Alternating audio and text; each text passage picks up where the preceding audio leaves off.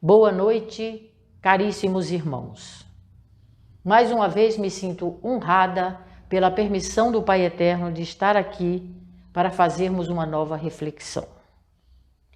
Que o Senhor nos abençoe, que o amado irmão Gabriel nos cubra de orientação para que eu mantenha a clareza de pensamento para dirigir-me a vós.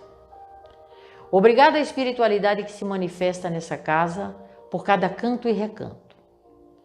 Pelos espíritos de luz que aqui nos guardam, nos intuem, nos gratificam com a vossa caridade.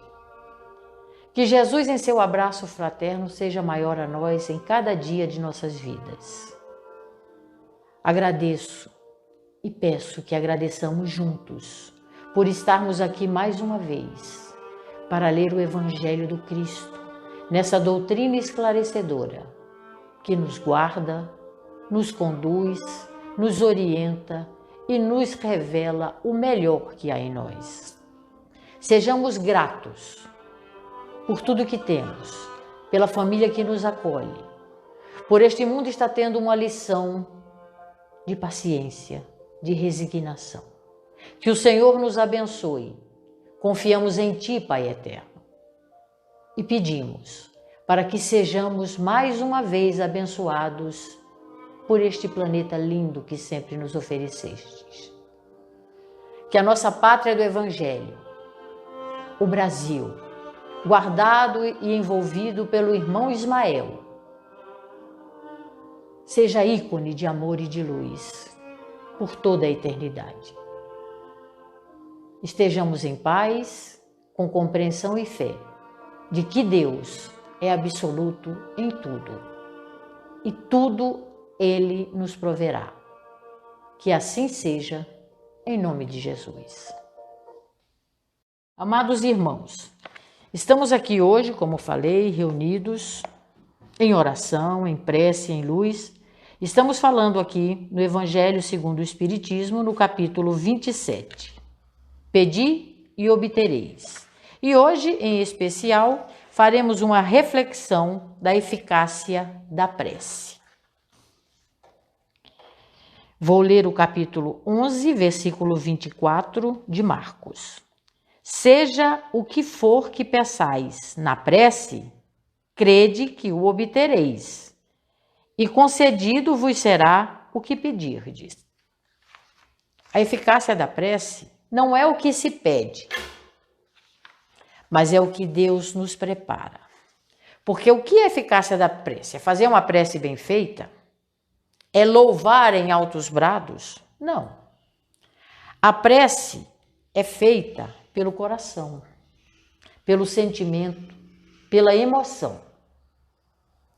Quando o discípulo chega a Jesus, na Galileia, e ele está se dirigindo a Jerusalém para a Páscoa, por essa época até que a gente está vivendo hoje,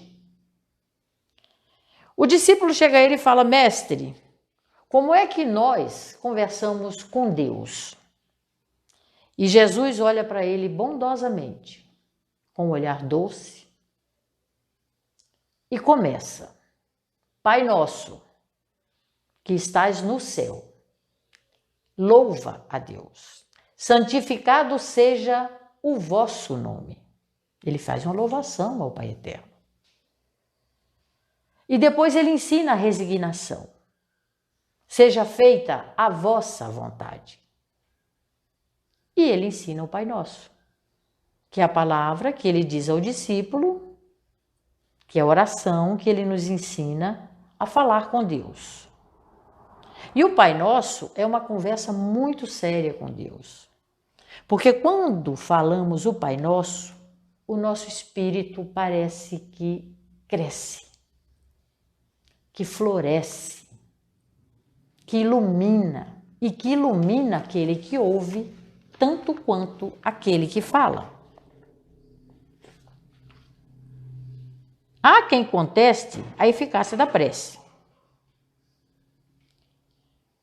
Pode dizer até que, eu não acredito muito nisso porque eu peço as coisas para Deus e Deus não me dá. Talvez eu não saiba pedir. Não. Talvez você não precise pedir. Porque se você precisar, Deus lhe dará. Porque Ele, melhor do que nós, sabe o que precisamos. Você já imaginou, tem um autor, Aldous Huxley, acho que é esse o nome, que diz o seguinte: se nós tivermos tudo o que pedimos aos 18 anos, com certeza você será infeliz. Você já imaginou se tudo que você pediu com 18 anos você tivesse hoje? O que é que você ia fazer com isso? Eu acho que nada, né? Muita coisa. Porque tudo você pede. Você pode não precisar, mas você pede. Você tem que... A prece, a eficácia da prece não é o saber pedir, é o saber sentir. A prece nos ensina a compreensão da fé. Porque conhecendo Deus, as nossas necessidades, Ele nos proverá de tudo com o compromisso ao qual viemos aqui para servirmos, para crescermos. Ele nos cria simples e ignorante, nos dá o livre-arbítrio e nos oferece N escolhas para que nós possamos usar esse livre-arbítrio.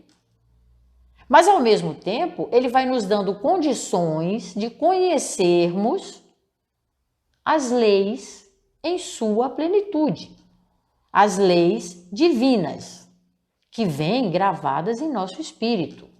Essas leis são imutáveis, e são imutáveis porque são eternas. E são eternas porque são divinas. E sabemos quais são essas leis? Sabemos. Praticamos? Depende. Amar a Deus sobre todas as coisas, de todo o seu coração, em todo o seu ser, por toda a sua vida, e ao seu próximo como a ti mesmo. Praticamos isso? Com afinco?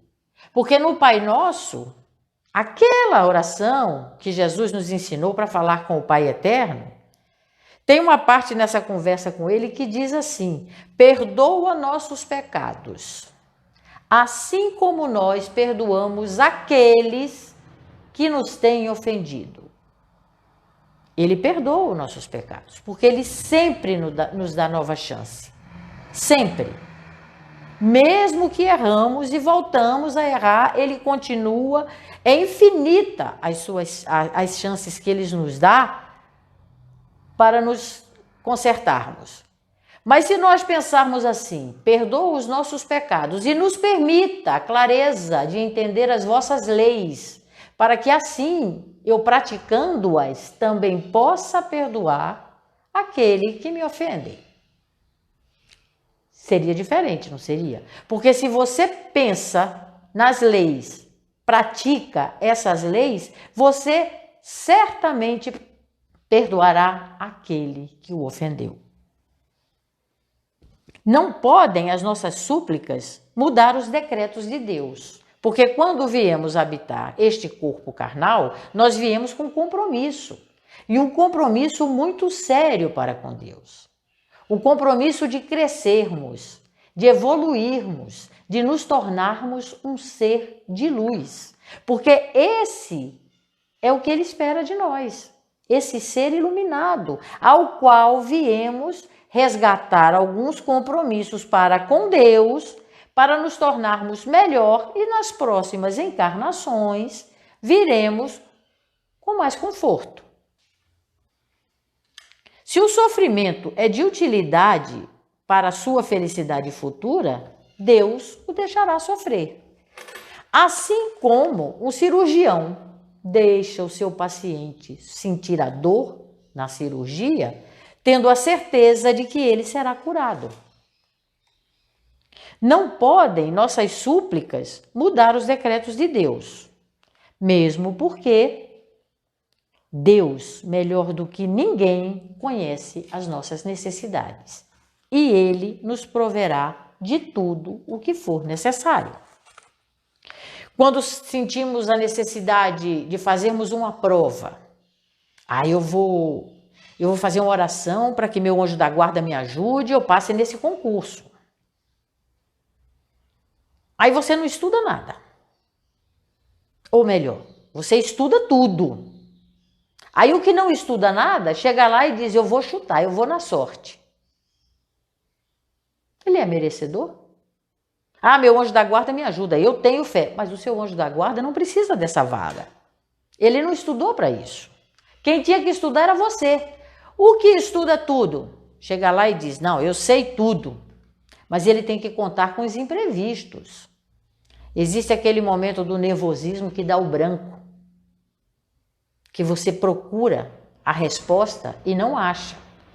Você pode até sentir uma dor de cabeça, sentir um mal-estar. Você tem um físico que pode sofrer algumas mudanças devido ao que você se alimentou antes da prova, se você mastigou direito, enfim. Pode haver imprevistos. E aí o que acontece? Se você fizer a oração antes e você pedir a espiritualidade que te acompanhe, que te dê a clareza do pensamento, que te dê a memória do que você leu, do que você estudou, do que você se dedicou, a espiritualidade vai lhe ajudar. Porque você está pedindo o que é necessário para você, para que você se mantenha calmo, tranquilo, sereno e possa realizar uma boa prova. E pedindo que aquele lugar, que se for merecidamente seu, seja lhe dado com amor para que você possa exercer a função com honestidade, com dignidade. É merecedor do cargo? Certamente. Se você não for atrapalhar ninguém, sim. Agora, aquele que não estudou, chega lá e vai no chute, vocês acham que ele é merecedor daquela vaga? Talvez se ele procurasse outro modo de oração, mas eu tenho fé. Eu posso não ter estudado, mas eu tenho fé que meu anjo da guarda vai me ajudar. Minha Nossa Senhora, olha o trabalho que ele dá para o anjo da guarda. Porque aí o anjo da guarda tem que colocar ele num direcionamento de estudo. E aí vem o julgamento divino. Será ou não necessário para ele? Pensemos nisso. O que Deus lhe concederá sempre é se você pedir com confiança, é a coragem, a paciência e a resignação. Assim Jesus nos disse, ajuda que o céu te ajudará. Você tem que se ajudar. Não é só você dizer assim, eu tenho fé, eu quero ver para crer. Não. Ter fé é você crer para ver. A prece tem a virtude de abrir os canais mentais, a fim de que possa entender as respostas, te tornando mais receptível ao auxílio. E Jesus continua, tudo o que pedirdes ao Pai em meu nome, Ele vos concederá. A responsabilidade dele foi imensa em dizer isso para a gente. Porque no popular a gente diz, só Deus sabe o que é que você vai pedir. Mas não se preocupa, Ele vai te dar o que você necessita. Muitas vezes não entendemos, questionamos, nos revoltamos, mas depois mais para frente, quando a gente amadurece bem o pensamento, veremos. Realmente se eu tivesse recebido aquilo, eu hoje ia estar meio perdido. Eu não ia saber o que fazer com isso. Porque as provas existem. Existe a prova da beleza, existe a prova da riqueza, que por sinal, acredito serem as mais difíceis. Eu queria ser linda e rica. Minha Nossa Senhora, o que será que eu poderia fazer com isso? É difícil. Sempre se falha. Por quê? Porque são provas que você tem que colocar a sua integridade máxima, a sua dignidade ao pico e a caridade ser o seu maior dom. Aí você chega mais perto ao próximo. Não vou dizer que não tenha gente que não saiba usar essas provas.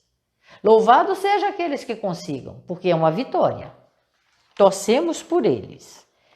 A oração em favor dos que sofrem constitui sempre uma valiosa contribuição para aquele que lhe é dirigida, tanto para o que faz como para o que recebe, porque aproxima você do amor, aproxima você do querer que o outro tenha um sofrimento mais amenizado, que o outro tenha uma recepção mais amorosa daquelas energias de luz que os envolvem. Não resolve o problema, nem retira a aflição, mas qualifica, suaviza a aspereza da prova. Quando a oração é dirigida aos enfermos, ela estimula os centros atingidos pela doença, restaurando o equilíbrio das células da pessoa que recebe, fazendo com que a pessoa se harmonize com a dádiva do amor, do pedido fraterno, do que é lhe dirigido em forma de pensamento carinhoso, amoroso, de luz. A oração é sempre um bálsamo para a alma e se torna uma medicação para o corpo físico. A oração acalma, equilibra, dulcifica aquele que ora, propiciando resultados salutares. Nos sentimos muito bem quando fazemos uma oração de coração, pelo amor, com amor, o amor do Cristo sempre nos unindo.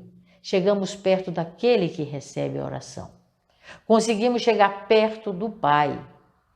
A oração aproxima as pessoas. Ela nos faz sentir úteis, claros, iluminados. Quando acordamos, antes de qualquer atividade, abramos os olhos e observemos com calma o local onde nos encontramos. E agradeçamos a Deus a bênção pelo corpo carnal que hoje, agora, nesta reencarnação, habitamos.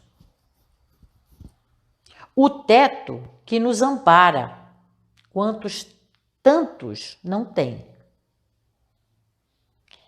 E as pequenas coisas que observamos no nosso lar, que temos como bens materiais, conforto, uma casa bem montada, porque tenhamos uma certeza, tudo nos é dado pelo merecimento. Volta Jesus a dizer: a todos é dado segundo as suas obras. Agradeçamos por sermos merecedores deste conforto que Deus nos coloca para que possamos trabalhar melhor para o próximo. Porque se nós recebemos o melhor, a nossa obrigação é darmos o que de melhor temos.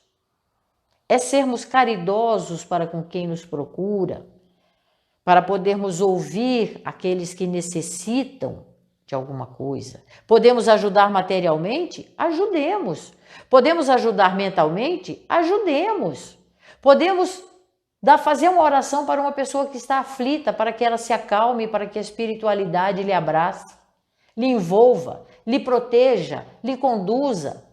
Você se torna mais doce, mais calmo, mais tranquilo e você passa isso para a pessoa que também está sendo ajudada. A dor nos une. A dor nos aproxima. Voltamos a dizer que é a melhor professora que Deus nos coloca nesta encarnação. Ela não tem a cara muito boa, não, mas ensina. Porque quando ele tentou, com o melhor espírito que ele tinha para nós, e mandou como seu filho para nos ensinar por amor, o que é que nós fizemos? O crucificamos. Por esta lição, nós não aprendemos. Aí passamos algumas situações desesperadoras. Vamos aprender pela dor, porque a dor nos une. E Deus procura o melhor para a gente. Quando Ele nos dá a sua piedade e uma nova encarnação para que nós possamos tentar mais uma vez, porque quantas vezes será que nós já tentamos? Ele tira a nossa memória, porque senão a gente ia dizer, nossa, de novo. É aquela história da escolinha, né? Repetir o primeiro ano, volta. Pode ter repetido numa matéria, mas aprende tudo de novo, mesmo o que já sabia. Ele nos mandou a escolinha do amor. Repetimos, porque o amor também une, nos aproxima, nos acalma, nos engrandece. Não aprendemos com essa. Aí vou mandar a dor, que também nos aproxima, porque a dor gera, pela aproximação, o amor. E estamos nós hoje reunidos em pandemia mundial pela dor. Sentimos a dor que as pessoas lá na Austrália estão sentindo também. Mas nós não estamos na Austrália fisicamente. Mas estamos, através da informática, através do tá na hora, na velocidade da luz, sabendo o que está acontecendo lá, como na Inglaterra, como em Nova York, como no Afeganistão, como em Dubai, como aqui no Brasil, no sul, no sudeste, no oeste, no leste. Estamos todos unidos pela dor, pela pandemia, e ao mesmo tempo estamos exercendo o quê? A paciência, a compreensão do momento em que estamos passando, a resignação, a obediência. Somos rebeldes, temos que fazer o quê? Temos que ficar dulcificados. Temos agora que ficar em casa, mas eu sempre saía a hora que eu queria ir e voltava, eu era livre. Tem que ficar em casa. Vai ter que aprender de algum jeito, porque se você sai, você é responsável pelo que você traz para a sua casa, para a sua família, para o seu trabalho. Você está vendo o sofrimento de pessoas juntas, próximas, distantes, mas chora com elas. É a dor nos aproximando pelo amor, porque não é o momento de abraço, é o momento de acolher. É o momento de ser você no melhor que há em você. A oração não só nos aproxima de Deus, mas faz com que Deus permaneça em nós. Porque, como diz o apóstolo Tiago, se porém algum dentre vós necessita de alguma coisa, peça a Deus, que a todos nos dá liberalmente e nada nos nega. E lhe será concedido.